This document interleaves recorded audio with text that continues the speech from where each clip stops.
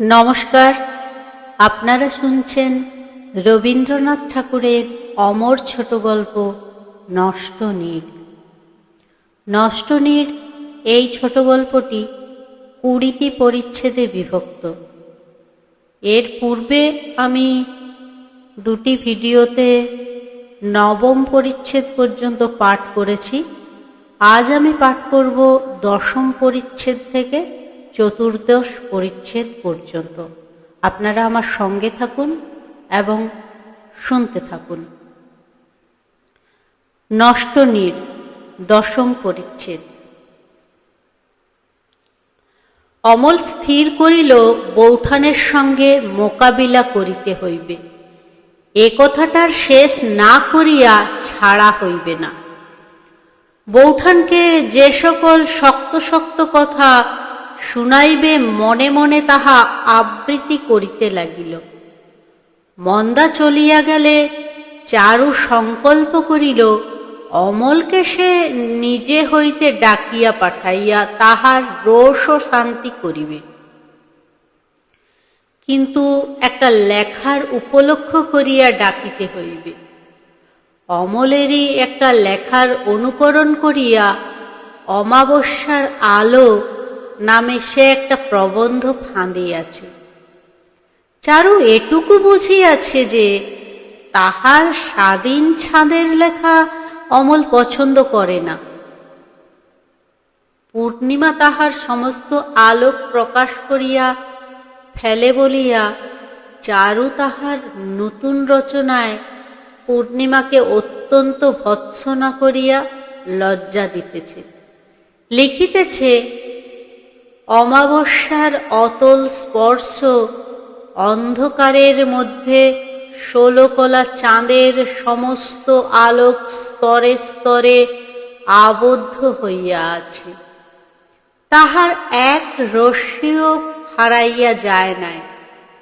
তাই পূর্ণিমার উজ্জ্বলতা অপেক্ষা অমাবস্যার কালিমা পরিপূর্ণতার ইত্যাদি। অমল নিজের সকল লেখাই সকলের কাছে প্রকাশ করে এবং চারু তাহা করে না। পূর্ণিমা অমাবস্যার তুলনার মধ্যে কি সেই কথাটার আভাস আছে? এদিকে এই পরিবারের তৃতীয় ব্যক্তি ভূপতি কোনো আসন্ন ঋণের তাগিদ হইতে মুক্তিলাভের জন্য তাহার পরম বন্ধু মতিলালের কাছে গিয়াছিল। মতিলালকে সংকটের সময় ভূপতি কয়েক হাজার টাকা ধার দিয়াছিল। সেদিন অত্যন্ত বিব্রত হইয়া সেই টাকাটা চাহিতে গিয়াছিল। মতিলাল স্নানের পর গা খুলিয়া পাখার হাওয়া লাগাইতেছিল এবং একটা কাঠের বাক্সের উপর কাগজ মেলিয়া অতি ছোট অক্ষরে সহস্র দুর্গা নাম লিখিতেছিল। ভূপতিকে দেখিয়া অত্যন্ত হৃদ্যতার স্বরে কহিল, এসো এসো, আজকাল তো তোমার দেখাই পাবার জো নেই। মতিলাল টাকার কথা শুনিয়া আকাশ পাতাল চিন্তা করিয়া কহিল, কোন টাকার কথা বলছো?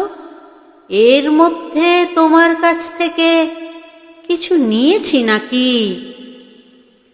ভূপতি সাল তারিখ স্মরণ করাইয়া দিলে মতিলাল কহিল, ও সেটা তো অনেক দিন হলো তামাদি হয়ে গেছে। ভূপতির চক্ষে তাহার চতুর্দিকের চেহারা সমস্ত যেন বদল হইয়া গেল। সংসারের যে অংশ হইতে মুখোশ খসিয়া পড়িল সেদিকটা দেখিয়া আতঙ্কে ভূপতির শরীর কণ্টকিত হইয়া উঠিল। হঠাৎ বন্যা আসিয়া পড়িলে ভীত ব্যক্তি যেখানে সকলের চেয়ে উচ্চ চূড়া দেখে সেইখানে যেমন ছুটিয়া যায়, সংশয় আক্রান্ত বহির সংসার হইতে ভূপতি তেমনি বেগে অন্তঃপুরে প্রবেশ করিল। মনে মনে কহিল, আর যাই হোক, চারু তো আমাকে বঞ্চনা করিবে না।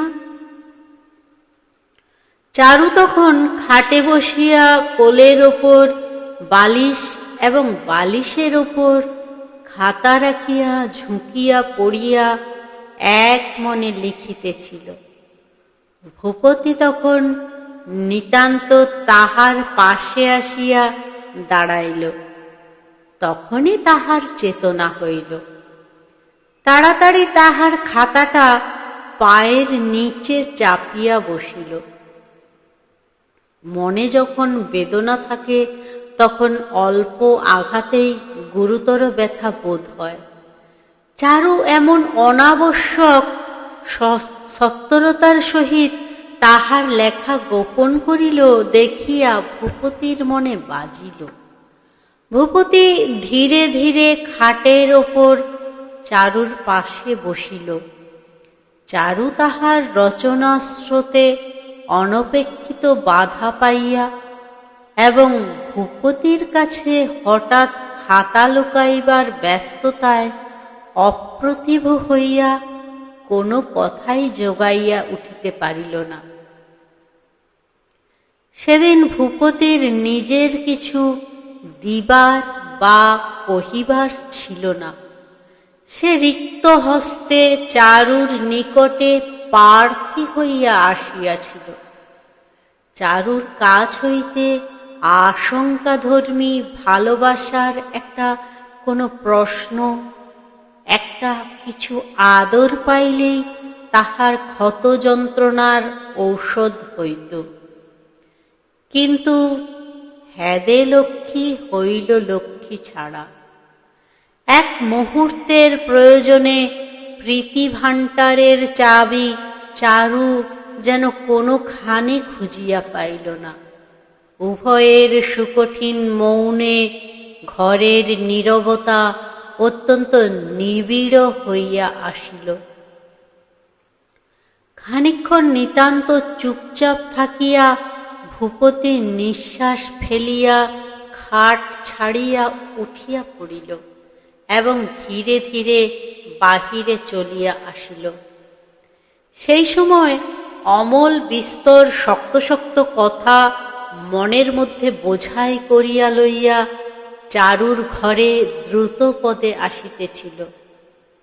পথের মধ্যে অমল ভূপতির অত্যন্ত শুষ্ক বিবর্ণ মুখ দেখিয়া উদ্বিগ্ন হইয়া থামিল।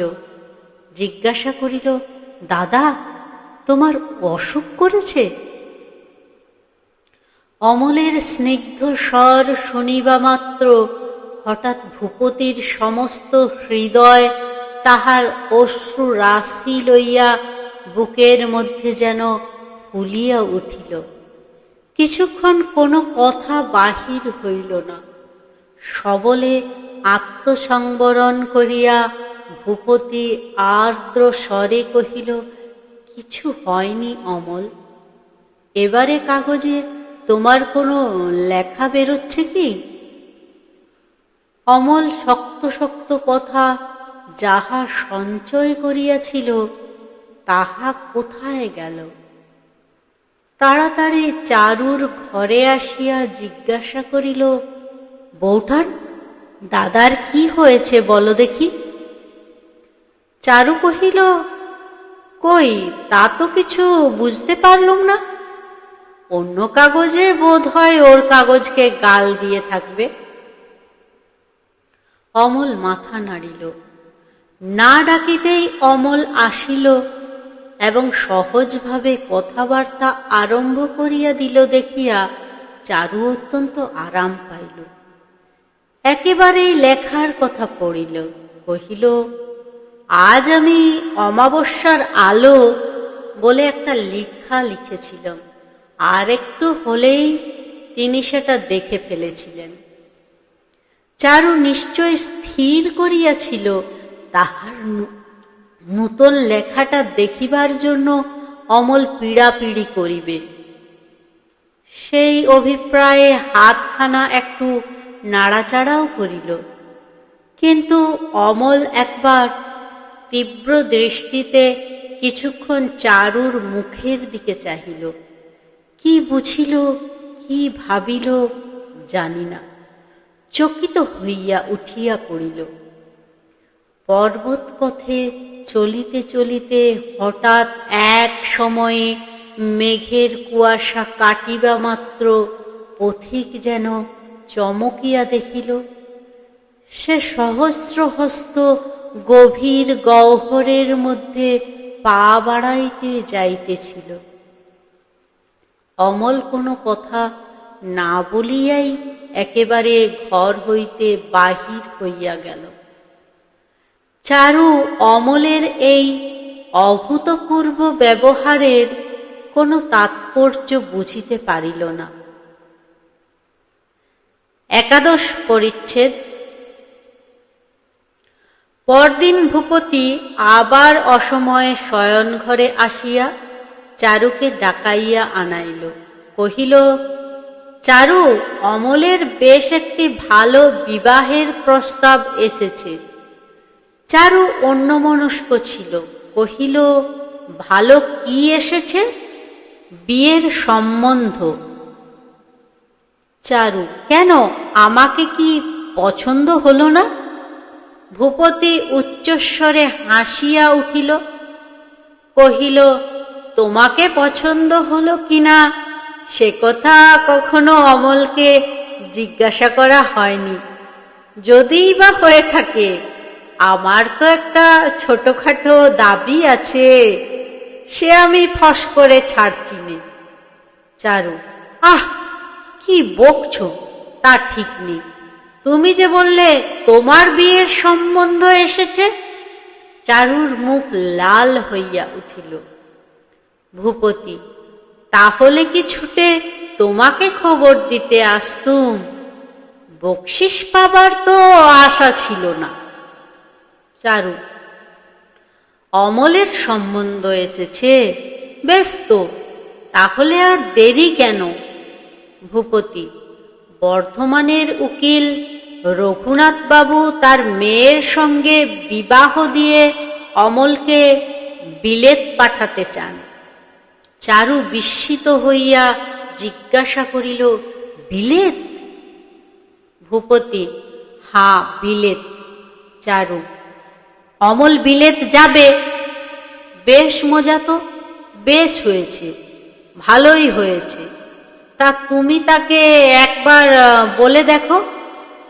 ভূপতি, আমি বলবার আগে তুমি তাকে একবার ডেকে বুঝিয়ে বললে ভালো হয় না? চারু, আমি ৩০০০ বার বলেছি, সে আমার কথা রাখে না, আমি তাকে বলতে পারবো না। ভূপতি, তোমার কি মনে হয় সে করবে না? চারু, আরো তো অনেকবার চেষ্টা দেখা গেছে, কোনো মতে তো রাজি হয়নি। ভূপতি, কিন্তু এবারকার এ প্রস্তাবটা তার পক্ষে ছাড়া উচিত হবে না। আমার অনেক দেনা হয়ে গেছে, অমলকে তো আমি আর সেরকম করে আশ্রয় দিতে পারবো না। ভূপতি অমলকে ডাকিয়া পাঠাইল। অমল আসিলে তাহাকে বলিল, বর্ধমানের উকিল রঘুনাথ বাবুর মেয়ের সঙ্গে তোমার বিয়ের প্রস্তাব এসেছে। তার ইচ্ছে বিবাহ দিয়ে তোমাকে বিলেত পাঠিয়ে দেবেন। তোমার কি মত? অমল কহিল, তোমার যদি অনুমতি থাকে, আমার এতে কোনো অমত নেই। অমলের কথা শুনিয়া উভয়ে আশ্চর্য হইয়া গেল। সে যে বলিবা মাত্রই রাজি হইবে এ কেহ মনে করে নাই। চারু তীব্র স্বরে ঠাট্টা করিয়া কহিল, দাদার অনুমতি থাকলেই উনি মত দেবেন। কি আমার কথার বাধ্য ছোট ভাই, দাদার পরে ভক্তি এতদিন কোথায় ছিল ঠাকুরপো? অমল উত্তর না দিয়া একটুখানি হাসিবার চেষ্টা করিল। অমলের নিরুত্তরে চারু যেন তাহাকে চেতাইয়া তুলিবার জন্য দ্বিগুণতর ঝাঁঝের সঙ্গে বলিল, তার চেয়ে বলো না। কেন, নিজের ইচ্ছে জিগেছে? এতদিন ভান করে থাকবার কি দরকার ছিল যে বিয়ে করতে চাও না? পেটে খিদে, মুখে লাজ। ভূপতি উপহাস করিয়া কহিল, অমল, তোমার এই খাতিরে এতদিন খিদে চেপে রেখেছিল, পাছে ভাজের কথা শুনে তোমার হিংসে হয়। চারু এই কথায় লাল হইয়া উঠিয়া কোলাহল করিয়া বলিতে লাগিল, হিংসে? তা বই কি, কখনো আমার হিংসে হয় না। ওরকম করে বলা তোমার ভারী অন্যায়। ভূপতি, ওই দেখো, নিজের স্ত্রীকে ঠাট্টাও করতে পারবো না। চারু, না, ওরকম ঠাট্টা আমার ভালো লাগে না। ভূপতি, আচ্ছা, গুরুতর অপরাধ করেছি, মাফ করো। যা হোক, বিয়ের প্রস্তাবটা তাহলে স্থির? অমর কহিল, হাঁ। চারু, মেয়েটি ভালো কি মন্দ তাও বুঝি একবার দেখতে যাবার তর সইল না? তোমার যে এমন দশা হয়েছে তা তো একটু আভাসেও প্রকাশ করনি। ভূপতি, অমল, মেয়ে দেখতে চাও তো তার বন্দোবস্ত করি। খবর নিয়েছি মেয়েটি সুন্দরী। অমল, না, দেখবার দরকার দেখিনি। চারু, ওর কথা শোনো কেন? সে কি হয়, কোণে না দেখে বিয়ে হবে? ও না দেখতে চায়, আমরা তো দেখে নেব। অমল, না দাদা, ওই নিয়ে মিথ্যে দেরি করবার দরকার দেখিনি। চারু, কাজ নেই বাপু, দেরি হলে বুক ফেটে যাবে। তুমি টোপর মাথায় দিয়ে এখনই বেরিয়ে পড়ো। কি জানি, তোমার 7 রাজার ধন মানিকটিকে যদি আর কেউ কেড়ে নিয়ে যায়।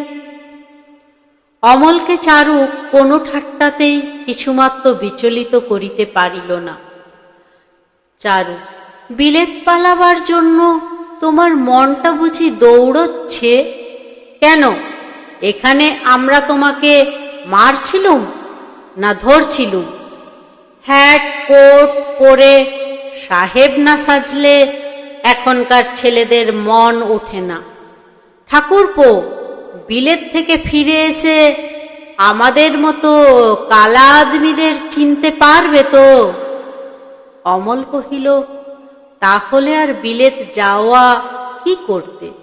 ভূপতি হাসিয়া কহিল, কালো রূপ ভোলবার জন্যই তো 7 সমুদ্র পেরোনো। তা ভয় কি চারু, আমরা রইলুম, কালোর ভক্তের অভাব হবে না। ভূপতি খুশি হইয়া তখনই বর্ধমানে চিঠি লিখিয়া দিলেন। বিবাহের দিন স্থির হইয়া গেল। 12 পরিচ্ছেদ। ইতিমধ্যে কাগজখানা তুলিয়া দিতে হইল। ভূপতি খরচ আর জোগাইয়া উঠিতে পারিল না। লোকসাধারণ নামক একটা বিপুল নির্মম পদার্থের যে সাধনায় ভূপতি দীর্ঘকাল দিন রাত্রি একান্ত মনে নিযুক্ত ছিল, সেটা এক মুহূর্তে বিসর্জন দিতে হইল। ভূপতির জীবনের সমস্ত চেষ্টা যে অভ্যস্ত পথে গত 12 বৎসর অবিচ্ছেদে চলিয়া আসিতেছিল, সেটা হঠাৎ এক জায়গায় যেন জলের মাঝখানে আসিয়া পড়িল। ইহার জন্য ভূপতি কিছু মাত্র প্রস্তুত ছিল না। আকস্মাৎ বাধাপ্রাপ্ত তাহার এতদিনকার সমস্ত উদ্যমকে সে কোথায় ফিরাইয়া লইয়া যাইবে? তাহারা যেন উপবাসী অনাথ শিশু সন্তানদের মতো ভূপতির মুখের দিকে চাহিল। ভূপতি তাহাদিগকে আপন অন্তঃপুরে করুণাময়ী শুশ্রূষা পরায়ণা নারীর কাছে আনিয়া দাঁড় করাইল। নারী তখন কি ভাবিতেছিল? সে মনে মনে বলিতেছিল, এ কি আশ্চর্য! অমলের বিবাহ হইবে সে তো খুব ভালোই, কিন্তু এত কাল পরে আমাদের ছাড়িয়া পরের ঘরে বিবাহ করিয়া বিলাত চলিয়া যাইবে। ইহাতে তাহার মনে একবারও একটুখানির জন্য দ্বিধাও জন্মিল না। এতদিন ধরিয়া তাহাকে যে আমরা এত যত্ন করিয়া রাখিলাম, আর যেদিন বিদায় লইবার একটুখানি ফাঁক পাইল, অমনি কোমর বাঁধিয়া প্রস্তুত হইল, যেন এতদিন সুযোগের অপেক্ষা করিতেছিল। অথচ মুখে কতই মিষ্ট, কতই ভালোবাসা, মানুষকে চিনিবার জো নাই। কে জানিত যে লোক এত লিখিতে পারে তাহার হৃদয় কিছুমাত্র নাই। নিজের হৃদয় প্রাচুর্যের সহিত তুলনা করিয়া চারু অমলের শূন্য হৃদয়কে অত্যন্ত অবজ্ঞা করিতে অনেক চেষ্টা করিল, কিন্তু পারিল না। ভিতরে ভিতরে নিয়ত একটা বেদনার উদ্বেগ তপ্ত শূলের মতো তাহার অভিমানকে ঠেলিয়া ঠেলিয়া তুলিতে লাগিল। অমল আজ বাদে কাল চলিয়া যাইবে, তবু এ কয়দিন তাহার দেখা নাই। আমাদের মধ্যে যে পরস্পর একটা মনান্তর হইয়াছে, সেটা মিটাইয়া লইবার আর কোনো অবসর হইল না। চারু প্রতিক্ষণে মনে করে অমল আপনি আসিবে। তাহাদের এতদিনকার খেলাধুলা এমন করিয়া ভাঙিবে না, কিন্তু অমল আর আসেই না। অবশেষে যখন যাত্রার দিন অত্যন্ত নিকটবর্তী হইয়া আসিল, তখন চারু নিজেই অমলকে ডাকিয়া পাঠাইল। অমল বলিল, আরেকটু পরে যাচ্ছি। চারু তাহাদের সেই বারান্দার চৌকিটাতে গিয়া বসিল। সকালবেলা হইতে ঘন মেঘ করিয়া গুমট হইয়া আছে। চারু তাহার খোলা চুল এলো করিয়া মাথায় জড়াইয়া একটা হাত পাখা লইয়া ক্লান্ত দেহে অল্প অল্প বাতাস করিতে লাগিল।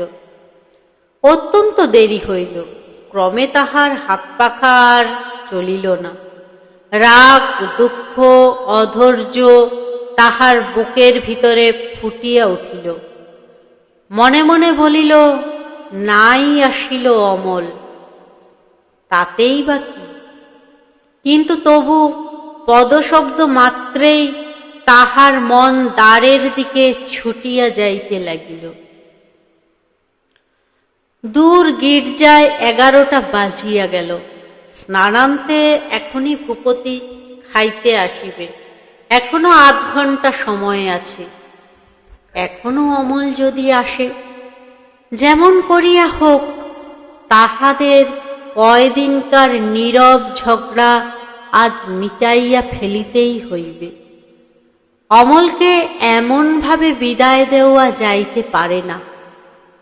এই সমবয়সী দেওর ভাঁজের মধ্যে যে চিরন্তন মধুর সম্বন্ধটুকু আছে, অনেক ভাব আড়ি, অনেক স্নেহের দৌরাত্ম্য, অনেক বিশ্রদ্ধ সুখালোচনায় বিজড়িত একটি চিরছায়াময় লতাবিতান, অমল সে কি আজ ধুলায় লুকাইয়া দিয়া বহুদিনের জন্য বহু দূরে চলিয়া যাইবে? একটু পরিতাপ হইবে না? তাহার তলে কি শেষ জল ও সিঞ্চন করিয়া যাইবে না? তাহাদের অনেক দিনের দেওর ভান সম্বন্ধের শেষ অশ্রুজল। আধ ঘণ্টা প্রায় অতীত হইল। এলো খোপা খুলিয়া খানিকটা চুলের গুচ্ছ চারু দ্রুত বেগে আঙুলে জড়াইয়া এবং খুলিতে লাগিল। অশ্রু সংবরণ করা আর যায় না। চাকর আসিয়া কহিল, মা ঠাকরুন, বাবুর জন্য ডাব বের করে দিতে হবে।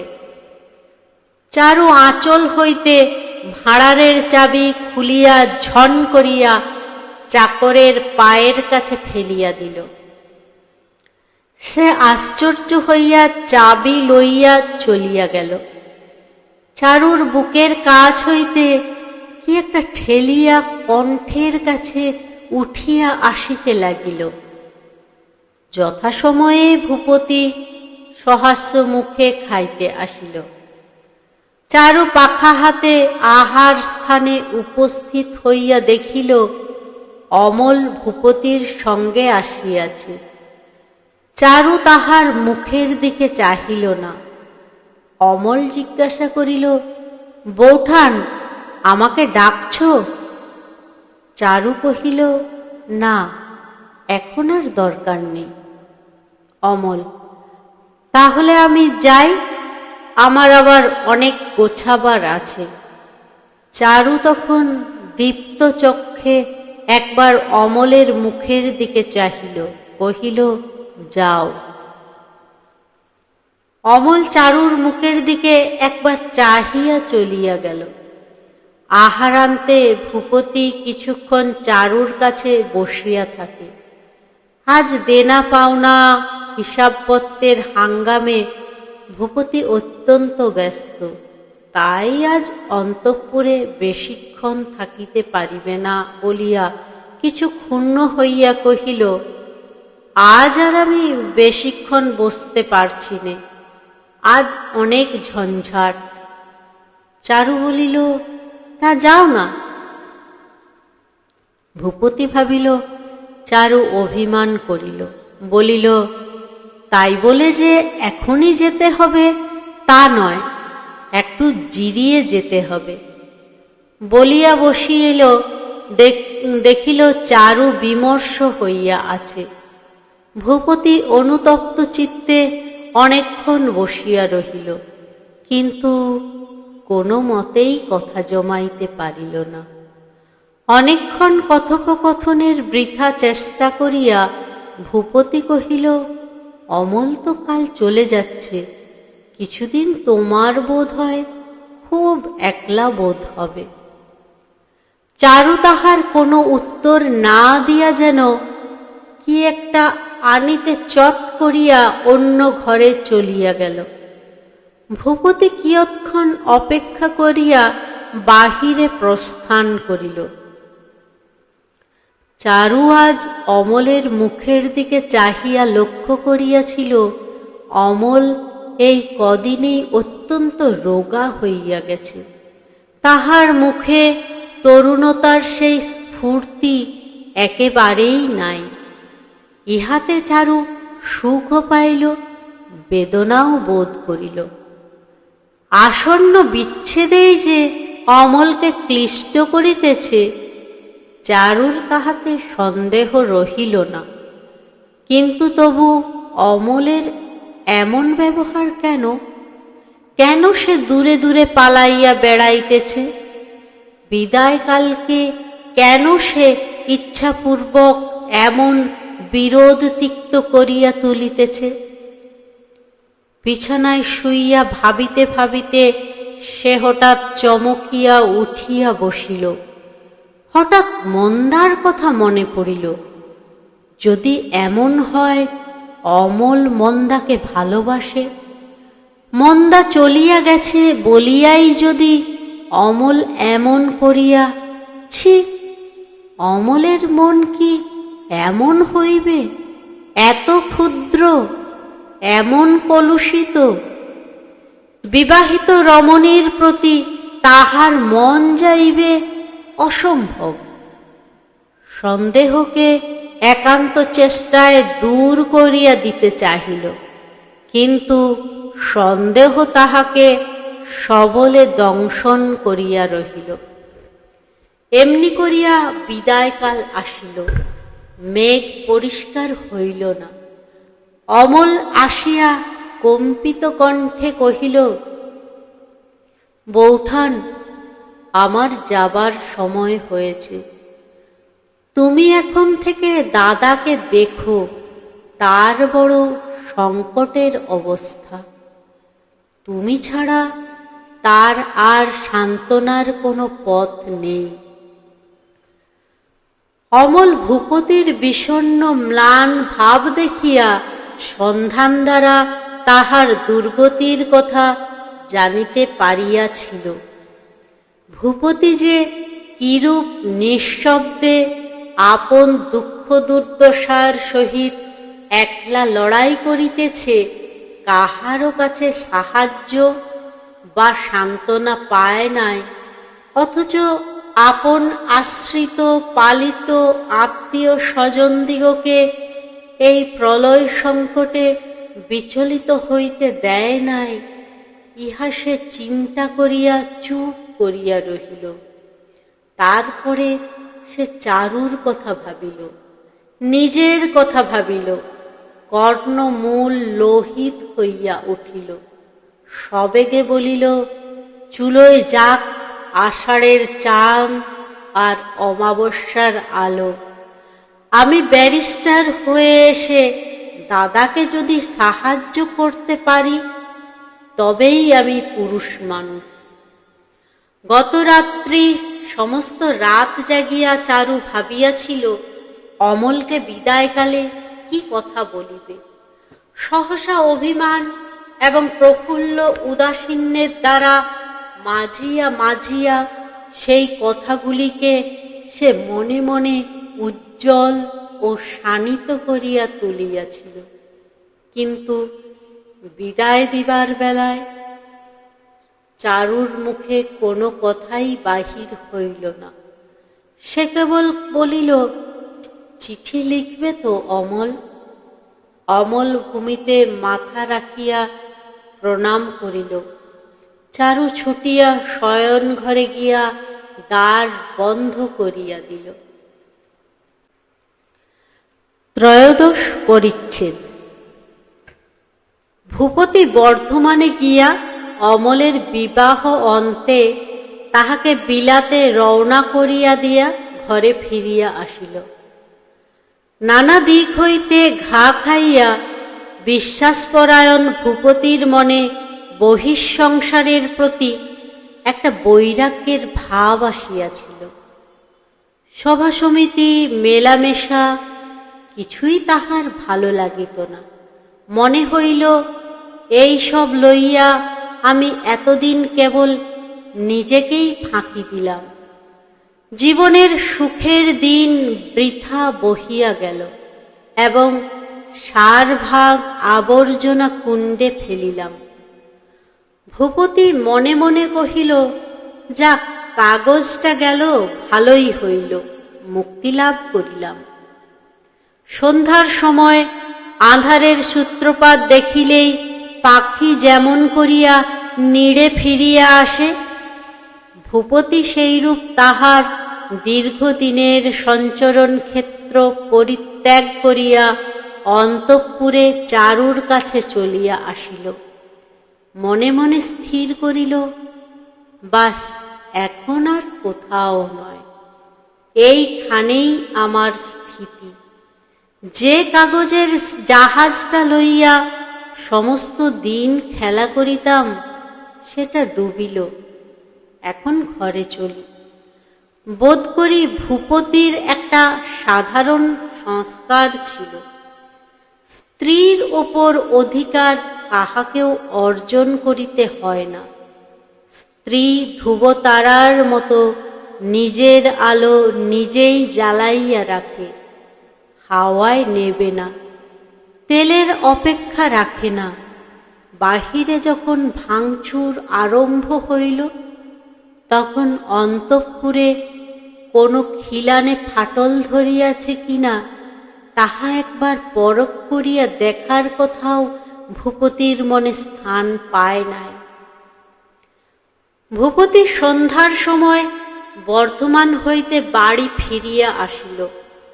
তাড়াতাড়ি মুখ হাত ধুইয়া সকাল সকাল খাইল। অমলের বিবাহ ও বিলাত যাত্রার আদ্যপান্ত বিবরণ শুনিবার জন্য স্বভাবতই চারু একান্ত উৎসুক হইয়া আছে স্থির করিয়া ভূপতি আজ কিছু মাত্র বিলম্ব করিল না।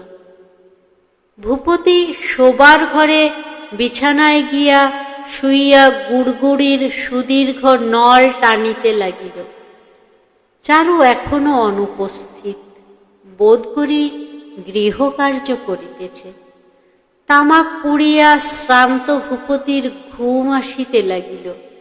ক্ষণে ক্ষণে ঘুমের ঘোর ভামিয়া চমকিয়া জাগিয়া উঠিয়া সে ভাবিতে লাগিল, এখনো চারু আসিতেছে না কেন?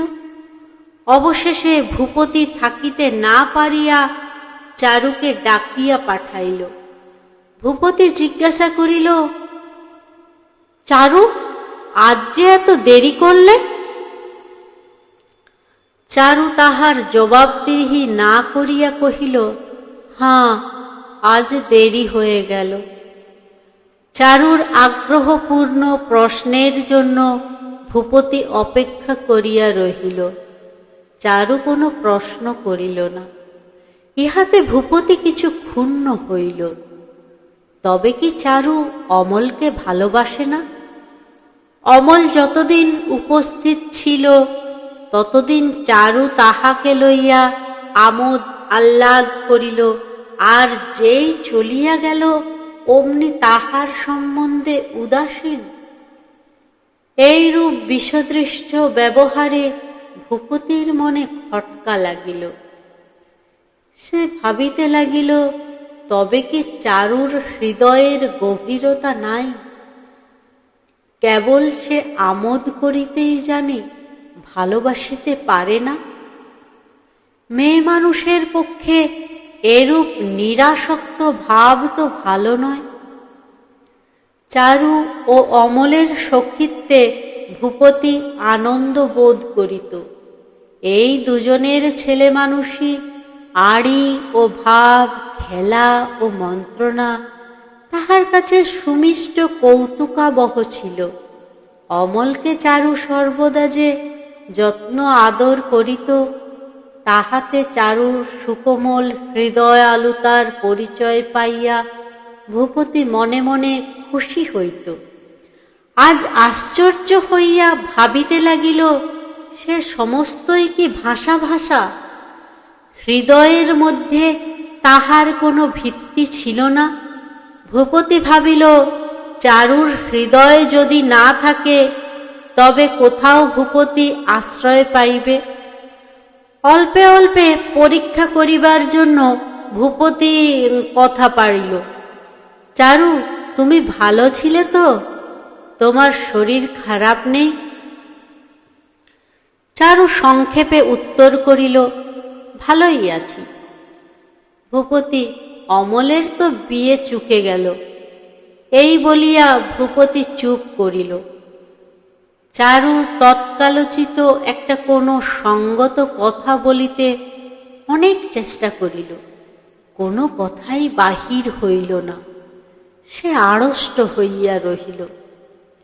ভূপতি স্বভাবতই কখনো কিছু লক্ষ্য করিয়া দেখে না, কিন্তু অমলের বিদায় শোক তাহার নিজের মনে লাগিয়া আছে বলিয়াই চারুর উদাসীন্য তাহাকে আঘাত করিল। তাহার ইচ্ছা ছিল সমবেদনায় ব্যথিত চারুর সঙ্গে অমলের কথা আলোচনা করিয়া সে হৃদয়ভার লাঘব করিবে। ভূপতি, মেয়েটিকে দেখতে বেশ। চারু, ঘুমোচ্ছ? চারু কহিল, না। ভূপতি, বেচারা অমল একলা চলে গেল। যখন তাকে গাড়িতে গড়িয়ে দিলুম সে ছেলে মানুষের মতো কাঁদতে লাগলো। দেখে এই বুড়ো বয়সে আমি আর চোখের জল রাখতে পারলুম না। গাড়িতে দুজন সাহেব ছিল। পুরুষ মানুষের কান্না দেখে তাদের ভারী আমোদ বোধ হলো। নির্বাণ দ্বীপ শয়ন ঘরে বিছানার অন্ধকারের মধ্যে চারু প্রথমে পাশ ফিরিয়া শুইল। তাহার পর হঠাৎ তাড়াতাড়ি বিছানা ছাড়িয়া চলিয়া গেল। ভূপতি চকিত হইয়া জিজ্ঞাসা করিল, চারু অসুখ করেছে? কোনো উত্তর না পাইয়া সেও উঠিল। পাশের বারান্দা হইতে চাপা কান্নার শব্দ শুনিতে পাইয়া ত্রস্ত পদে গিয়া দেখিল চারু মাটিতে পড়িয়া উপুড় হইয়া কান্না রোধ করিবার চেষ্টা করিতেছে। এইরূপ দুরন্ত শোকোচ্ছ্বাস দেখিয়া ভূপতি আশ্চর্য হইয়া গেল। ভাবিল, চারুকে কি ভুল বুঝিয়াছিলাম? চারুর স্বভাব এতই চাপা যে আমার কাছের হৃদয়ের কোনো বেদনা প্রকাশ করিতে চাহে না। যাহাদের প্রকৃতি এইরূপ তাহাদের ভালোবাসা সুগভীর এবং তাহাদের বেদনাও অত্যন্ত বেশি। চারুর প্রেম সাধারণ স্ত্রীলোকের ন্যায় বাহির হইতে তেমন পরিদৃশ্যমান নহে। ভূপতি তাহা মনে মনে ঠাওর করিয়া দেখিল। ভূপতি চারুর ভালোবাসার উচ্ছ্বাস কখনো দেখে নাই, আজ বিশেষ করিয়া বুঝিল। তাহার কারণ অন্তরের দিকেই চারুর ভালোবাসার গোপন প্রসার। ভূপতি নিজেও বাহিরে প্রকাশ করিতে অপটু। চারুর প্রকৃতিতেও হৃদয়াবেগের সুগভীর অন্তঃশীলতার পরিচয় পাইয়া সে একটা তৃপ্তি অনুভব করিল। ভূপতি তখন চারুর পাশে বসিয়া কোনো কথা না বলিয়া ধীরে ধীরে তাহার গায়ে হাত বুলাইয়া দিতে লাগিল। কি করিয়া সান্ত্বনা করিতে হয় ভূপতির তাহা জানা ছিল না। ইহা সে বুঝিল না। শোককে যখন কেহ অন্ধকারে কণ্ঠ চাপিয়া হত্যা করিতে চাহে তখন সাক্ষী বসিয়া থাকিলে ভালো লাগে না। চতুর্দশ পরিচ্ছেদ। ভূপতি যখন তাহার খবরের কাগজ হইতে অবসর লইল তখন নিজের ভবিষ্যতের একটা ছবি নিজের মনের মধ্যে আঁকিয়া লইয়াছিল। প্রতিজ্ঞা করিয়াছিল কোনো প্রকার দুরাশা দুশ্চেষ্টায় যাইবে না। চারুকে লইয়া পড়াশোনা, ভালোবাসা এবং প্রতিদিনের ছোটখাটো গার্হস্থ কর্তব্য পালন করিয়া চলিবে।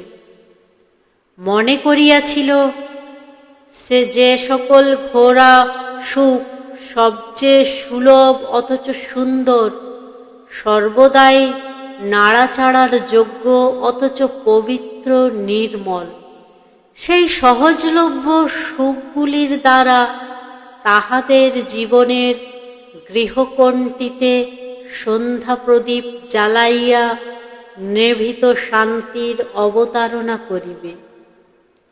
হাসি, গল্প, পরিহাস, পরস্পরের মনোরঞ্জনের জন্য প্রত্যহ ছোটখাটো আয়োজন, ইহাতে অধিক চেষ্টা আবশ্যক হয় না, অথচ সুখ অপর্যাপ্ত হইয়া ওঠে। কার্যকালে দেখিল সহজ সুখ সহজ নহে।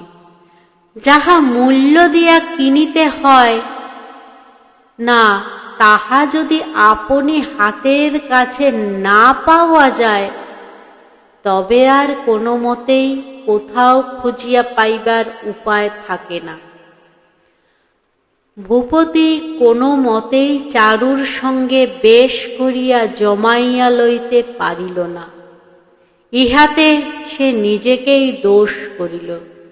ভাবিল 12 বৎসর কেবল খবরের কাগজ লিখিয়া স্ত্রীর সঙ্গে কি করিয়া গল্প করিতে হয় সে বিদ্যা একেবারেই খোয়াইয়াছি।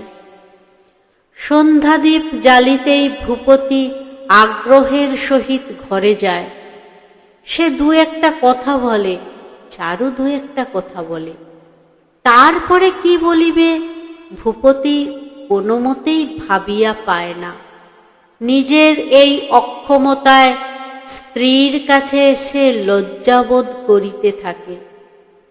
স্ত্রীকে লইয়া গল্প করা সে এতই সহজ মনে করিয়াছিল, অথচ মূঢ়ের নিকট ইহা এতই শক্ত।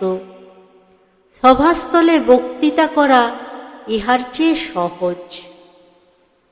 সে সন্ধ্যাবেলাকে ভূপতি হাস্যে কৌতুকে প্রণয়ে আদরে রমণীয় করিয়া তুলিবে কল্পনা করিয়াছিল, সেই সন্ধ্যাবেলা কাটানো তাহার পক্ষে সমস্যার স্বরূপ হইয়া উঠিল। কিছুক্ষণ চেষ্টাপূর্ণ মৌনের পর ভূপতি মনে করে উঠিয়া যায়, কিন্তু উঠিয়া গেলে চারু কি মনে করিবে এই ভাবিয়া উঠিতেও পারে না। বলে, চারু তাস খেলবে? চারু অন্য কোনো গতি না দেখিয়া বলে, আচ্ছা, বলিয়া অনিচ্ছাক্রমে তাস পাড়িয়া আনে। নিতান্ত ভুল করিয়া অনায়াসেই হারিয়া যায়। সে খেলায় কোনো সুখ থাকে না। ভূপতি অনেক ভাবিয়া একদিন চারুকে জিজ্ঞাসা করিল, চারু, মন্দাকে আনিয়ে নিলে হয় না? তুমি নিতান্ত একলা পড়েছ।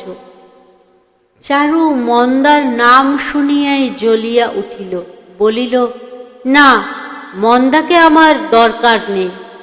ভূপতি হাসিল, মনে মনে খুশি হইল। সাধ্বীরা যেখানে সতী ধর্মের কিছুমাত্র ব্যতিক্রম দেখে সেখানে ধৈর্য রাখিতে পারে না। বিদ্বেষের প্রথম ধাক্কা সামলাইয়া চারু ভাবিল, মন্দা থাকিলে সে হয়তো ভূপতিকে অনেকটা আমোদে রাখিতে পারিবে।